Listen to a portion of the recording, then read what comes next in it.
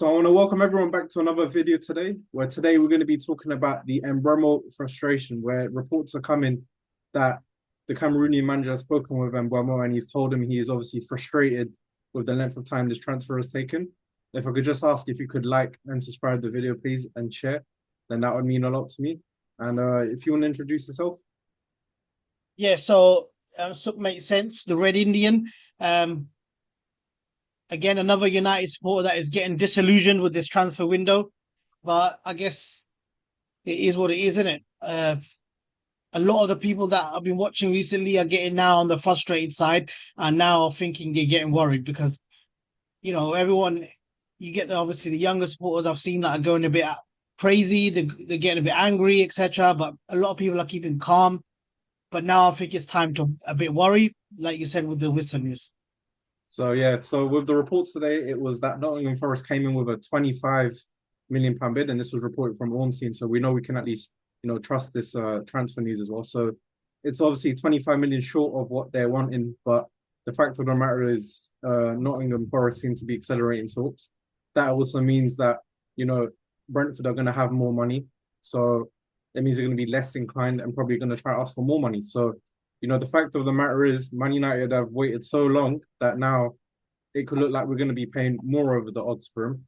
But what I would say is, and what I think the theory is that we just don't have enough money, and we're still waiting on that Sancho sale. Now, I don't know what you think, but I think Uh, we're relying on the yeah, Sancho sale. my thoughts are like looking back at last season's transfer window on the Ineos, they did wait pretty late for Ugarte and for Delict. Remember they got Delict on the day of the Charity Shield because again Bayern and PSG were playing hardball, and in the end we got him for what we wanted, didn't it? Yeah, and I think this is a similar situation where Ineos don't want to be looking like to be played a bit. Now, everyone that I listen to, there's a bit of a one end is extreme and there's one end people being calm. And the ones that are being a bit calm and saying it's going to happen, you know what? It's kind of like taking like thinking they're all mature about it. Now, I'm not going crazy over it, but even these people that are being calm are now getting worried. You're like, this is a bit weird now because £25 million for Wissa isn't a huge bid. Okay, he's a decent player. Um, Definitely out of the two, Wissa is definitely the obviously the less favourable. But I do reckon that this might be a bit of gamesmanship being played here. Now, obviously, what I'm thinking is that recently Mbeumo's what was it, the manager of Cameroon or the assistant manager came out with these quotes. Now he's come out with something. Now it does look like maybe a Brentford are like feeling like a bit of a pressure here and thinking now we've got to come out with something because that's a big statement. Because when our players can start talking, that's not good for the selling club Especially the because now manager of they're the national team.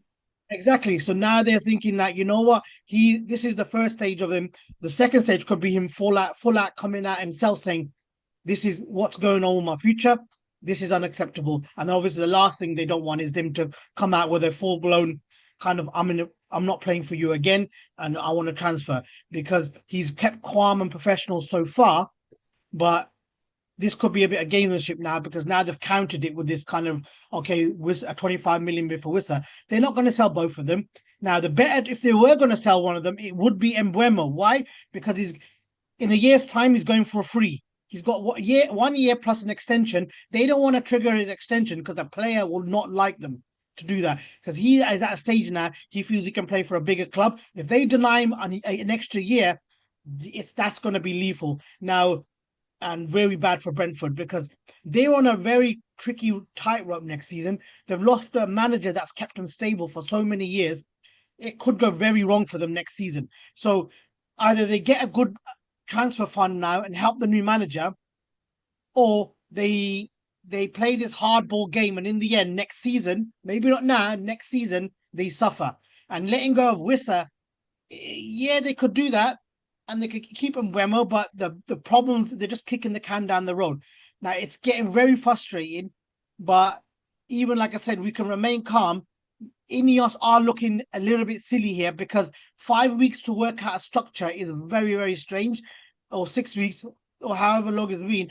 But again, they have to caveat that with going back to last season, they did the same thing with with Delict and with Ugarte, and they got their way. So it may be that we get our targets, but this whole thing about getting them for Amarim before it's pre-season, yeah, that might be a bit difficult. So what we were promised and what we wanted may not happen, but it may happen, just not the way we unfortunately want it. And And you, and that's you, just you know what, with this Mbeumo deal, it's obviously holding up all of our other business as well. I think this is the frustration with people as well. We obviously know that we need a striker, we need a midfielder, and we need a goalkeeper as well. And this Mbeumo deal it looks like this is what's gonna kind of, set the chain in motion where we're gonna be able to, work through each position. And with the how long it's taken and how many weeks until preseason, we've only got about two well, the we've only got pre-season about two. technically has started, but that's just for basically checking the players' weights, how they are, physical abilities and stuff like that. Well, I don't think they're doing. official preseason hasn't properly started yet. So It we haven't. starts next week, It starts next week. So as in we haven't. for matches. We've got Leeds United in Norway, I think, Yeah. or Sweden, and then we fly out to the proper preseason tour in America next weekend. So again, they might see it as that he's already in America. Just meet us up there. We could do all the medical and everything there.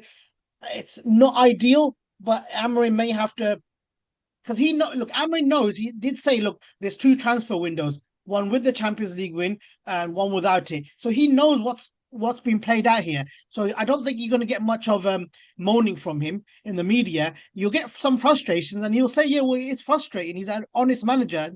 It's just that he knows that there was a transfer window without the Champions League. So that means that the money's going to be difficult. So we're going to have to play hardball. So he's maybe that this stretches out for, until next season's transfer But window. what I think is, and what I think we need to consider is that we can play as much hardball, but if United do have that 5 million, it comes to a point where maybe we need to start deciding. Look, I know obviously Man United are trying to be much more, firm when it comes to negotiation.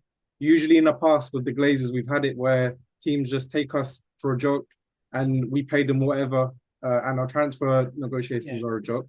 I don't So think necessarily they took us as a joke. I think what it is, we just came in there with this big bad attitude and we offered it and they just took it. I don't think no one took us as a joke. They were just probably thinking, just keep quiet, keep quiet. Ed Woodward and Richard Arnold's on the other side. Let's see how far they can go. I don't think they took the mick out of us. I think we allowed this to happen.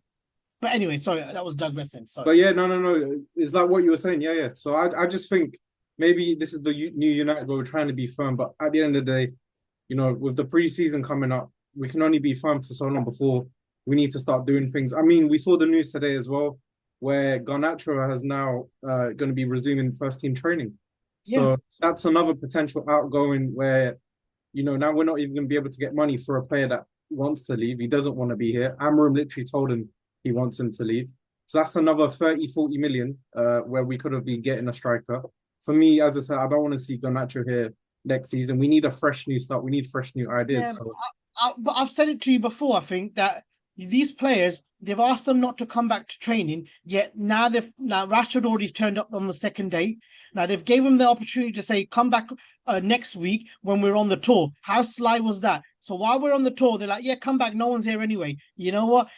United are being United are doing what I think we should do, and a lot of many clubs would do in the situations. If you've got fringe players or you want players you don't want, you put them on the fringes and make them realize that this is how it's going to be. The problem is that this is all you've got to look at this as they've got contracts. This is a business. You can't just say to these players, oh, that's it, you can't do this and you can't do that and you can't go there. They've come back and you know what? Ganacho's probably looked at Rashford and said, hey, wait a minute, why should I come back next week? I'm ready to go. What are you talking about? And Sancho will probably think that, okay, similar thing. I don't want to come back. Well, actually, Sancho, no, because Sancho has zero professionalism. I don't think so in this situation because he would have been back straight away as well. But there's no talk of where he is. And I think Anthony may use it because these South Americans, you know what, he's probably still lying on the beach somewhere. But I doubt it very much. I think these players will come back and Garnacho is thinking, why should I? What are you doing? Like this is PR wise, it's not really good for them as well. So they're all straight back in training. They're like, no, we'll train. And now it looks like he'll be part of the first team squad. Well, you're probably thinking for his move forward, you know what? Garnacho was all about ability. Okay, he stank the place out in the end, and he had some bad moments in regards to what he was doing and getting up to. But overall, he still put a shift in, and he still was part of the team. He still worked hard. And you know what? If you're thinking that, okay, you're a buying club thinking, oh my God, he actually might stay. I need to go in for him now. For him, it might be a good thing. It might ultimately, it might. I understand Amorim wants the players out and out. Sometimes I think we, basically, in a nutshell, I think United will probably gonna have to take the decision and bring most of these players back in because people want to see him training. I think maybe it was a bit too. I think maybe it was a bit too hard. Not no, a bit too quick for maybe even Amorim to say, I don't want him to be part of the squad. As much as we all want that and he wants that, and yes, we're on the same boat here. I think it's going to be difficult. These guys are on big wages. It's going to be hard to sell. I mean, to be honest with you, I don't think Sancho goes anywhere other than if we have to pay for his buy him out of his contract, or that's the reality with Sancho. 1 year, I think it's around about 13 million. We might have to say and take that hit, but it is what it is. Well, I think one thing we got to give the benefit of the doubt, I think, is that we knew this was going to be the case when we have no European football. We knew we were going to have to be tight, really tight. And if it means the 2-3 million, I know it's very hard to say this. Like, listen, I'm frustrated as everyone else, but I think the only thing is that that 2-3 million that they save on this deal could go on to get rid of Sancho, because you can't have this kid back in this club. He has zero professionalism. Now no, he's he's gone to linked. Chelsea. Juventus look like they're accelerating No, that. no, that was all fake news. Fabrizio Romano came out and goes, "That's all fake news. There has been Oh, zero talks." It's embarrassing. Some of the media is absolutely embarrassing. The Manchester Evening News put quotes of the Napoli president about Garnacho. Was it Laurie Whitwell, or was it no, Fabrizio Romano came out and said today it's completely fake. The Laurentiis did not make any comments about there was Garnacho. even news. I think I saw something about a midfielder from Spain, Javi Guerra. Yeah. And again, Romano came out and goes, "This is completely fake news." Now, this thing that happened with the latest one with the Garnacho going to Juventus, again, completely fake news. It's like these DiMarzos have come so far off the mark. Alfredo de Padula, Paduella. Yeah. Ebola, or from Portugal. Some of these outlets are Manchester Evening News are so off the mark. It's embarrassing. It's almost libelous, I'd say. You know what? Because you could turn around and say, "What are you saying this stuff for? This is misrepresentation." Because again, that Laurentiis guy didn't make any of them quotes. Fabrizio Romano embarrassed them. So it's just to get clicks, isn't it? Talk Sport coming out with nonsense constantly.